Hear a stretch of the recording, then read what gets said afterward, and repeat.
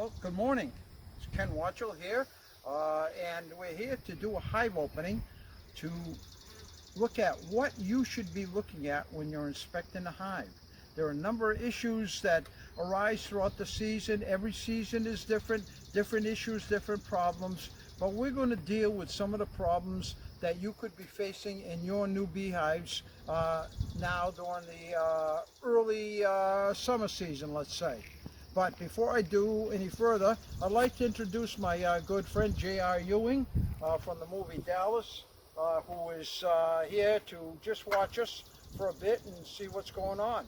We're here on his large estate, which surrounds us. So with that, let's go into the beehive and see what's going on. Now, one of the things that the opening of beehive, you always want to have your smoker going, and as you open up the beehive, you want to give them a little smoke. Calms them down, and so we're going to put a little smoke as we take off. First, ooh, that's got some weight. Some honey in there. We've had a good spring season so far, and the honey nectar, I should say, coming in has been pretty good. In this hive, you can see here plenty of nectar, and they haven't capped it yet. This is a package hive that I started on drawn out comb. I haven't added any additional frames of brood to this one, so this is a little bit probably further ahead than people that put their bees on foundation, but not too much ahead of that. So let's see what's going on downstairs in the beehive. This is the honey super still, and we're going to remove this. And oh, this is about 35 pounds right here. And let's now take the excluder off. Now this is what you put honey supers on. You put an excluder over the brood chambers so the queen can't come up and get into the honey super, because then you go to take off your honey and you find that there's a queen in brood, and it really messes you up. So this is a guarantee that your queen is not going to get up into your honey supers. Some call it a honey excluder, but I don't agree. I find that this is a good practice and management. Now, one of the things, as you give them a little smoke, and then you start toward the outside. You take out a frame gently, easily, and what you want to do is make sure that you don't squeeze the queen. That is crucial whenever inspecting a hive. You can see this is the next to the outside frame, and you can see this brood way out here, and as you look at the frame, you can see the brood that's capped, and as I gently touch the bees, they move away from me, so I can look at the brood to make sure there's no puncture marks, no sunken cappings. And also looking at the new larva, uncapped larva, you can see to make sure they're in a nice C shape, not yellow, not brown, but nice and glistening. You can see down at the bottom of those cells, the nurse bees have chewed up pollen and honey and added enzymes from their hypopharyngeal glands, and that's called bee bread. They feed the bees that in order to let them grow strong, large, and be healthy bees. So it's important that you have honey and pollen in your new hives. Now by this point, most of the started packages, there's been plenty of time for them to collect pollen, nectar, and so therefore able to create food for the bees. Early on, you might have been feeding sugar syrup and pollen patties. But at this point, if you've got a hive that's developed like it should have, they're bringing in plenty of pollen, sugar syrup. You have to continue feeding so that they can build out the wax foundation. It takes tremendous amounts of nectar 1 pound of honey, 8 pounds of honey make 1 pound of wax. So you can imagine how much nectar they need to build all those combs and wax. So nice frame, the bees are nice and calm. It's middle of the day, the best time to inspect beehives, and you can see how good these girls are. Now you can see a few drones on this hive here. You can see the large burly drones, which are here in probably 4 or 5%. 95% are the worker bees. As you can see, there's one drone here strolling amongst the girls. He's the male bee. And what you can see in this frame here is they're keeping the brood warm at 93. So even though we got the frame out, it's not 93 out here. So they're over the brood and they get right back. But if you want to take a look at the brood, watch gently, touch them with the back of your hand, and you can see how they come right off the brood, and then you can scan the brood and see, you know, what you want to see. Now let's take another frame out here. What I'm looking is many things at once. I'm looking for puncture marks, sunken cappings in the brood. I'm also looking out, what kind of queen do we have? Is she filling up all the spaces, or is the eggs that she's laying a very spotty pattern? And what I always say, if a queen's laying a spotty pattern, queens don't improve. So if you've got a poor queen, you want to replace her in order to get a strong hive. So that's what I'm looking at, as well as puncture sunken cappings. And I'm also looking for viruses that might be reflected in the live bees. I'm looking for mite damage that might be occurring, uncapped pupa heads. And you can see here a pretty nice pattern. A number of these all empty cells, that's normal. That's cells that are misshapen, they're not developed nice enough, and the queen, or if there's wire down below that's exposed, she won't lay in those cells. So you can see here's some drone cells. Now you notice the drone cells are like bullet shape. Now one of the things as new beekeepers, you want to make sure that most of your cells are flat and level like you see here, not bullet shaped, because you could have a drone layer. Often that becomes a problem when bees come up, packages come up, they lay unfertile eggs because they hadn't been mated or mated well, and you see too many drones, and you don't want that. A hive that continues to build too many drones doesn't have enough workers, because the drones don't work. They're there for mating purposes only, and therefore you want to make sure that you've got mostly worker brood. No more than 10% drone brood, 15% at best. Otherwise, you're raising mites. The mites, the varroa mite likes to go to the drone brood first, and them hatching, you're raising a lot of varroa mites. So be careful. This is okay. This is a very small percent of drones here, and they build those because swarm season is with us. And that's the other problem I'm going to be talking about here, is swarming. Most of you with new packages, new foundation, don't have to concern yourself with swarming until about August. But a strong hive put on built out foundation like this could swarm. Simply because they reach their maximum peak in numbers, and at that point, they're going to swarm, especially if they're honey bound or pollen bound. This is another issue we have to watch. As I inspect here, I'm looking at, does this queen have enough space to lay? You need at least 8 to 9 frames open for her to lay in. That's both sides. 8 frames, both sides of brood and bees, to keep the numbers in the hive. In other words, bees are dying every 6 weeks. They need to replenish the numbers in order to keep a strong colony. Now here we see a newer frame that I put in. They built out, and you can see the lighter brood because new wax, and so they capped, and it's a lighter capping. People often get concerned why they have dark cappings. Well, if it's on older comb, you get darker cappings like you saw in a previous. And here, they're building new wax, and what's happening is you got lighter cappings. Look at that beautiful pattern here. And honey on the corners.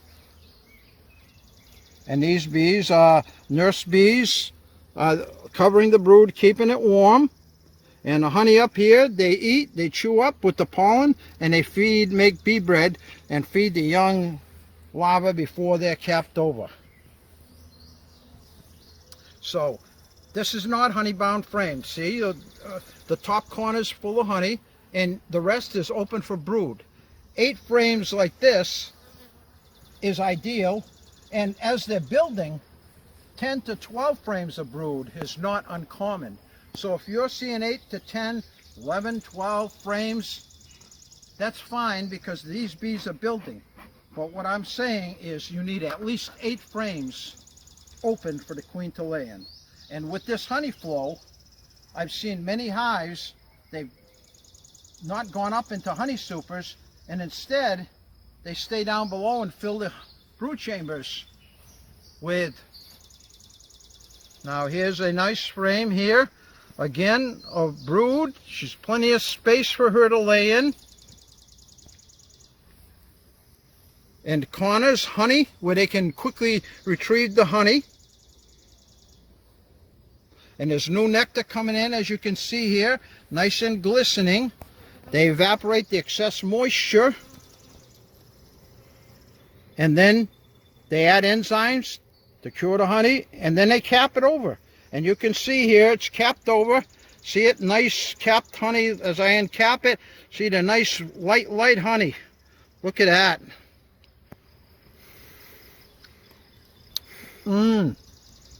That is delicious. Brand new honey, nothing like it coming into the frames. And again, I can see, because we did have a great Russian olive flow, and the taste is unique. And we got more of that this year, seems, early honey, because we missed the maples, we missed a lot of the dandelion season. And just as it got warmer, the Russian olive was flowing. In areas that have a lot of Russian olive, that nice honey was coming in. You notice how gentle these bees, if you work them slowly, methodically, not flying at you. Notice my manners. People often ask, why aren't they flying at you? They're all looking up at me, but they see I'm not harming them, I'm not crushing them, I'm not squeezing them, setting off alarms, and therefore they allow me to inspect this hive quite casually. Now here we see again a frame with nice brood, plenty of it, and plenty of space. Some honey in the top and the corners, which is great.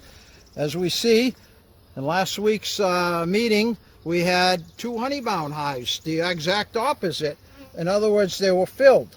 But my honey is here in the honey supers. There's plenty of room, so they're not having to clog up. So always check your honey supers to make sure they've got plenty of space for the nectar. Otherwise, they're going to come down here and clog up your brood chambers. And then it's a problem because you have to spin out the brood chamber and put the frame back so the queen can lay in. And that becomes a problem. Renting the extractor from the club, oftentimes messy, and you have to do 4 or 5 frames, and for all that effort for opening up the brood space. Remember, 8 to 9 frames, just like this, open for brood. And this is, isn't that beautiful? All those bees working together, those nurse bees keeping it warm, feeding the young larvae in here. And it also prevents swarming. You know, when there's plenty of space for her to lay in, the swarming isn't as imminent. When they clog it all up with honey, with brood, and she has no more room to lay, that tends to more quickly set off the swarming impulse. So here you can see, as I do my inspection, it might be wise as new beekeepers to record what you see on each frame, either on a camera or on a notebook, and that way you know from week to week on your weekly check, which you should be doing, what's going on. How much have they improved? How much more brood have they put in? How much honey? Is it getting honey bound? Is it? So you can evaluate. So I'm evaluating so far. At this point, I know already I've got an excellent queen in here to build up a package like this quickly, and already with 2 supers of honey, this is a pretty good start. Now there are other secrets, but I won't divulge those because everybody will be successful, and then what good will I be? Oh, look at that. Oh, you got it. No, yeah, we're going to see a treat because you're seeing some cells, some queen cells at the bottom here. See, even a package this early with drawn out cone, like I was saying, has queen cups and queen cells. Let's see if there's larva inside. Not yet, but that's a good indicator. See the 3 or 4 cells? They're getting ready to swarm. So what I will do, and we'll talk about swarming in a little bit and what to do, but there's some good examples of pre-swarm cells. See how they're linting up beyond the cup? That's going to tell you that in a few weeks these bees are heading and going to split themselves. It's nature's way of increasing the population of bees. But the sad point, years ago, you might say, my dad would say, let them go, they'll repopulate nature. The sad part is today, a swarm leaves and goes into the wild, it doesn't make it. It used to be that the bees did 85%, man beekeepers only played 15% of a role. Now it's almost a 50-50 role, whereas the beekeeper has to watch over the bees and help the bees more because there's so many challenges that they face. But this is a beautiful frame, both sides, plenty of brood. So already I can see I got 1, 2, 3, 4, this is 5, 6 frames of brood in here. So I know these have plenty of brood space. They're creating plenty of large numbers. I know that the bees are healthy. I'm not seeing any signs of puncture marks, sunken capons. I'm not seeing any visual problems with viruses. And like I say, if you find what I call an abnormality, for you new folks, you don't have to know what it is. If you've seen a puncture mark, probe it and see what's going on. And if you don't know, call a mentor or call the bee inspector, get an inspection, and they will tell you. So as I continue across, even another frame, 7 frames of brood. We almost have enough brood for this hive to keep it going. Look at that, nice full frame, some honey. We see some yellow pollen right here, light yellow pollen on this bee coming in to put it in an area where the nurse bees can retrieve it and make it into bee bread. You see the nice light pollen on that bee walking around.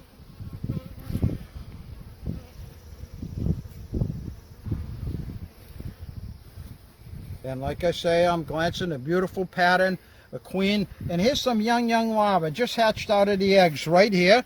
If we look into that frame, you can see day-old larvae just hatched today and swimming in that little bee bread. The nurse bees can feed them directly, or they put it at the bottom of the cell. The larva swims in the bee bread and they eat themselves and grow big and strong. And after 5 or 6 days, they fill up the entire cell. And on day 7, they cap it over. And then it becomes a pupa for 2 weeks, from a late larval to a pupal stage, and 21 days from the time the egg is laid, the new bees hatch. So it takes 3-week process. And that's why you always want to see all stages of brood, so there's a continual number gain at all periods. If it's all capped, they're all going to hatch at once, and there's no new brood, then what happens is, beyond that, you don't have any replacement. So you always want to see new larvae and brood. That's why 8, 9 frames. Here's some 5-day-old larvae on this side, 5, 6 day larvae. They're almost ready to cap over, as the photographer can look right in and see how it's almost filled up? And they're ready to be fed. These nurse bees have to continually feed the larvae so that they have plenty of food and grow up big and strong. Just like your children, you want to always make sure their nourishment is good so that your children grow up big and strong. The bees want their young to also grow up big and strong. So you notice how very little smoke that I use? Just keep in mind what my saying is. You're not making smoke kielbasa. Very little smoke, very little, just to keep them calm, and they're very good. These girls are so good. Let's see what we find here on the next to the last frame here. It looks like I've given them plenty of room, all pollen. If you see a close up here, you'll see some pollen in there, yellow pollen. It's been scattered throughout, but on these outside frames they tend to put more, and in the bottom chamber we'll find more pollen. But on the outside frame, look at all the drones. This is where they hang out. This is the boys club, I call it. All drones. They're out here on this outer frame. They outnumber the girls on this frame. Everybody see that? The number of drones. This is where they hang out. Throughout the other inspection in the other frames, we found very few drones, but look at all of them here. And of course, many are probably out into the drone zones where they're mating with queens. Being swarm season, 150 feet probably in this area somewhere, there's a drone zone where the queens that new queens are hatching out. They're going up to the drone zones and getting mated. Oftentimes from 10 to 15 matings with drones. Now this outside frame is all honey. Before they went up to the honey super, they filled this frame, so they had plenty of stores down here before they went up. So it's closer to the brood. They're such good organizers. Pollen and honey in the bottom brood chambers, and just the nectar up above. But you can see here the nice white. This is new nectar and honey. It's white wax, and they just put this in, and they're storing, and there's pollen there. You can see different colors of pollen.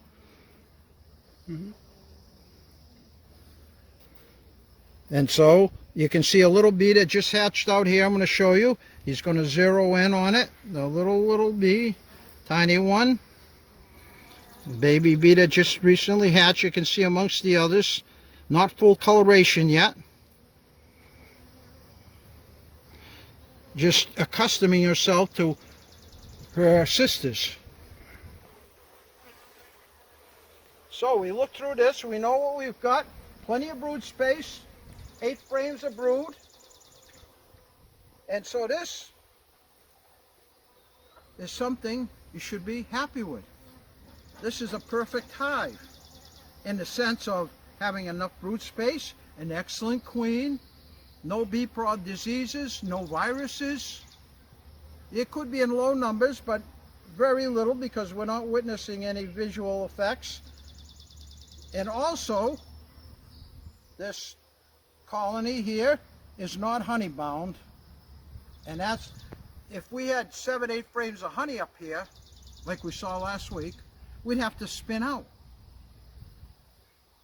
And this saves by having plenty of honey supers on. I put on 2 early on so that they didn't clog one up with honey and all of a sudden have to start. Because once they start putting it down here, they're going to continue finishing that super off, and you get all honey bound and you don't have any brood space. That's just the way bees do it. If they have no space anywhere, they're going to start putting it down here and clog up your brood chamber. They're going to finish it. Keep going till they finish it all up. So let's put this back and go down below. We'll take a look at a few of them down below because there are other things that we want to accomplish. You saw some swarm cells.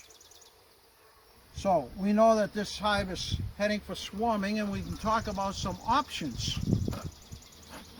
Now you notice what I'm going to do I'm not going to put my brood chamber right on my honey supers because the queen could sneak down, and then when I put them back, guess what?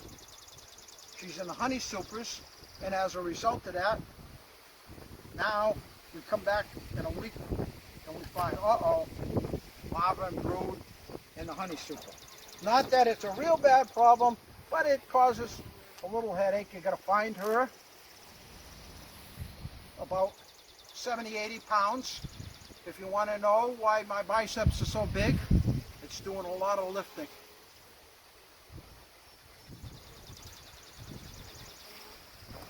Now down in the bottom brood chamber, we'll take a look at a few frames here.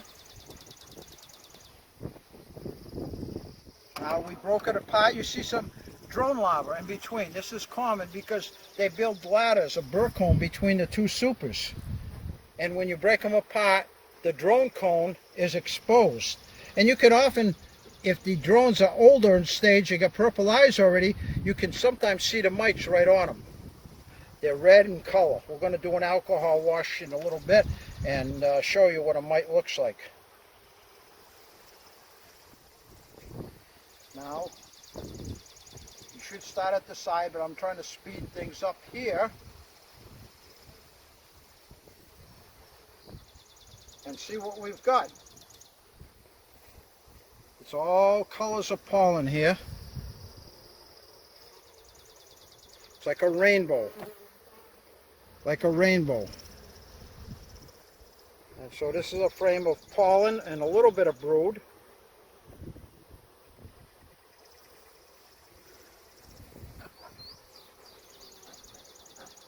Oftentimes when you go in the bottom chamber, they get a little more upset because you're exposing the whole hive, which they don't particularly like. But as we look here, take out another frame.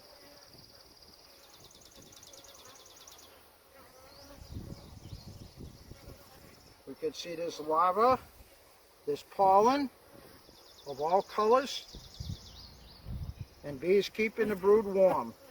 So this, most of the brood you can see here in this hive has been up above. She probably started off here when we started the hive with one brood chamber, and she's moved up now. And because we have 8 and we have smaller amounts here, this is all capped brood and some young uncapped brood, some drone brood, and a mixture of things. Now obviously people said, well, where's the queen? Knowing you have eggs and you have larvae, young larvae, you know the queen's been in here within the last day or two, so you know you've got a queen. Often this time of year with so many bees, it's difficult to find the queen, but that's what you shouldn't be spending your time focused on. New beekeepers want to see their queen, and they focus on finding the queen, they miss everything else. So you always want to see eggs, obviously on your weekly check, young larvae, but you don't have to see the queen, and don't focus on finding her because you're going to miss other things that you need to check on.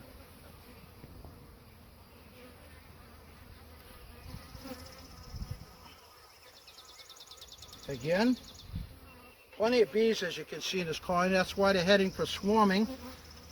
Yeah, young larva, drone brood, pollen coming in.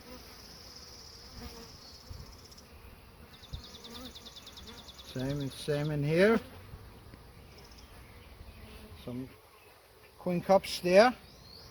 So let's close up because I want to do an alcohol wash for you. But let's talk a little bit about swarming. Now I know this hive is going to swarm. 2 weeks maybe, I'm guessing here. 2 weeks it's going to be swarming because it's so strong. Now what would you do? Now right at this time of year, it would be different than in August or September when you're going to be seeing most of your swarms with new packages. Right now, what you would do is this. If you're a new beekeeper and you put her on drawn cone, you're probably at this situation where I am. If you got foundation, they're probably still drawing foundation. They're still building up in numbers. And as a result of that, you are probably not going to get a swarm. So you're going to be worried about swarms starting in August. It could happen even in July, depending on your numbers, strength of the hive, whether they're honey bound, pollen bound. So what would you do, or if you're in this situation right now and swarm cells? Well, if you have uncapped swarm cells, if they're uncapped, what you can do is make yourself a nuke, a nucleus hive. Get a 5-frame nuke box, take 5 frames of brood bees with 2 of the queen cells. Cut out all the others, 2 of the uncapped queen cells, put them into a nucleus box, and replace them with built out empty frames. Because what happens is foundation to stop swarming is not going to work because she don't have immediate cells to lay in. So with that nuke, two queen cells, uncapped queen cells, and they will hatch, one of those queens will hatch out and become the queen in that nuke. And now you're going to start building out more and more frames. Eventually, after a couple of weeks, put them into another deep. And you're going to take out, if this hive goes back to swarming after 2 weeks again because she's filled up all the cells, now you can take 2 more frames of brood bees from that hive and combine them. You can always combine brood frames with nurse bees and add them. Just make sure you don't take your queen out of the hive and put it into that nuke. You're going to have 2 people checking, making sure that that queen is not on there. If you took the queen from here on one of those frames of brood and put it into this nuke box, then you've just taken the queen away here, you've taken away the queen cells, and now they don't have anything to make a queen. Unless there were some eggs left behind, then they'd make an emergency queen. Now, the other option, if you find a capped cell, hopefully you won't, you go on weekly, you won't find a capped queen cell. But if you find 3 or 4, 1 or 2 of them are capped, you need to find the old queen from the hive, the queen that was there originally, with a frame of brood and bees on it, put it into the nuke box, and then take 2 or 3 more frames of brood and bees, put in with this queen, and leave the capped queen cells, 2 of them, in the old hive, and they will hatch out, get mated. In the meantime, a lot of this brood is hatching, and when they start laying, there's now open space for them to put in eggs, larvae immediately. Meanwhile, this nuke with the old queen, you have to move it at least 50 to 100 feet away so she don't fly back into the mother hive. So move it 50 feet away and she will start laying immediately in that nuke. And it's not long before you have to transfer that nuke into a 10 frame box. And then that hive will grow at this time of year. Later on in August, and we'll do a separate video on late swarming later on as to how you handle it in August. Far different, because right now you can build up a nuke into a full hive, whereas in August, that's not possible. Swarming in August, September, October is dangerous. In a sense, you lose half of your bees. And it takes so long to get a new queen and have her start laying. 3 weeks later, before the first larva starts hatching into bees, they just don't have time to build up for the winter months. So what you want to do, that will be a whole nother topic and video, late season swarming for the new beekeeper, that we will do. But right now, if you're getting swarming, the best method to do is, you can do it either way. Even if they're not capped, you can take the old queen, make a new nuke, because sometimes they'll keep going to swarming. So another option, and I do this a lot, I'll take the old queen. If I see uncapped queen cells, I'll take the old queen with 5 frames of brood or 4 frames of brood, and I'll move her right into a full hive, because that queen's going to start laying immediately, and she needs plenty of room, and I give her a built-out comb. And in this one here, I leave 2 of the cells. They make a new queen, and obviously they're not going to continue swarming without the old queen in here. So that's sometimes easier to do, and you don't have to keep checking a week, because sometimes you take those 4 or 5 frames out with 2 cells, leave the old queen here, she fills those frames up very quickly, and they're back to set swarm cells. So by taking her out, you're slowing things down. You're false swarming the hive. And as a result of that, you're going to build up a nice nuke. And here, you're going to get 2 new queen. She'll get mated. The only thing you have to watch out for here is when she goes out on mating flights, a bird could pick her up. So you never want to let it go more than 2 weeks, 2.5 weeks without seeing eggs. Because then we have another problem that comes along. Without a queen in there, laying workers start up. What do I mean by laying workers? When they go queenless for 3 weeks, the workers will take over and lay eggs. They're all unfertile because worker bees can't produce fertile eggs. They're not mated. And as a result, you get a laying worker. And then laying workers are a problem that are very difficult to settle. And we'll talk about that at a later situation. Laying workers. So that is the proper management right now. I would say with new beekeepers, you might want to take out your old queen with 5 frames, put her into a full hive body, leave 2 cells behind that will hatch out. One of them will get mated and become the dominating queen.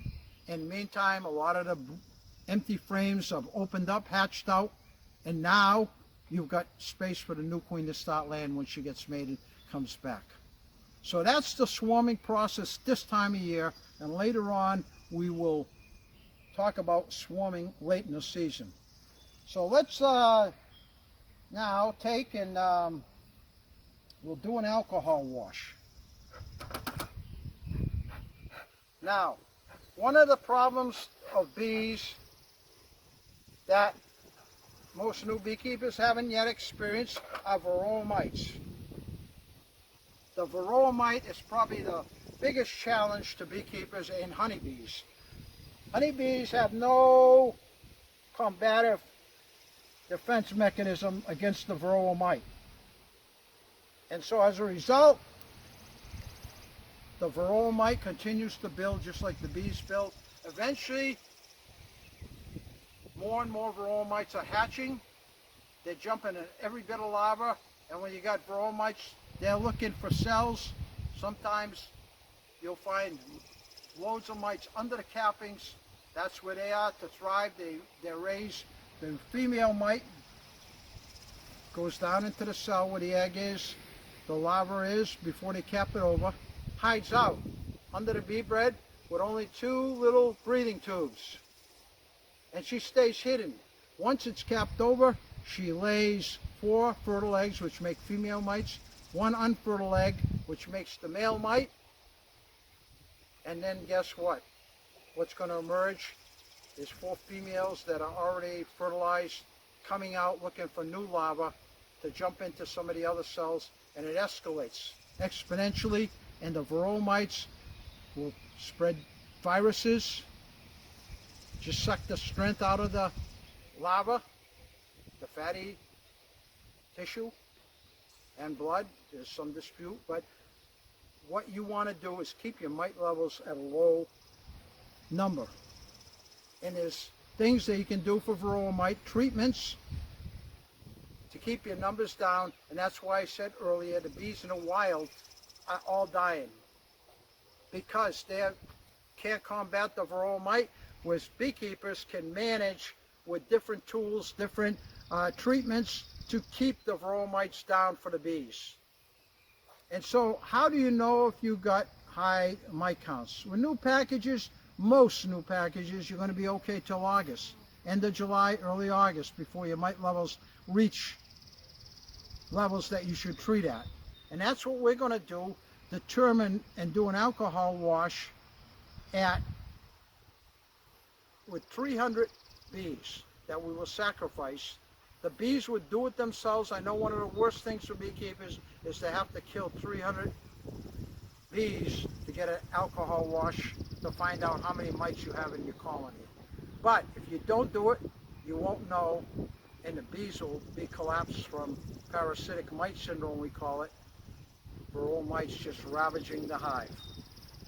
So let's put this back. We want to get some bees with a lot of brood from brood frames. I'm going to have Doug come over and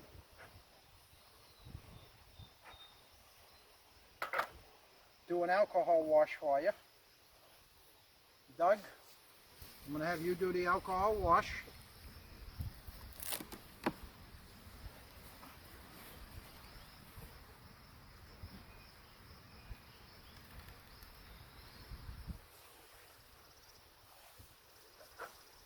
And well, do you want to go? Let's go to another hive to do an alcohol wash. So we're putting back the excluder. We know that the queen couldn't get through here, but she could be on the excluder, so we're going to be careful. And we put the excluder back.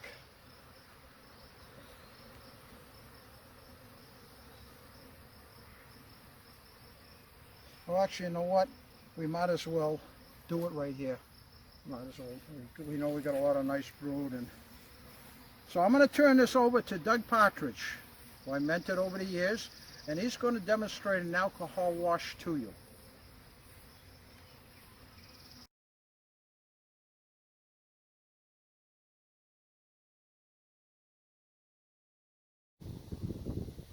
How to inspect the hive.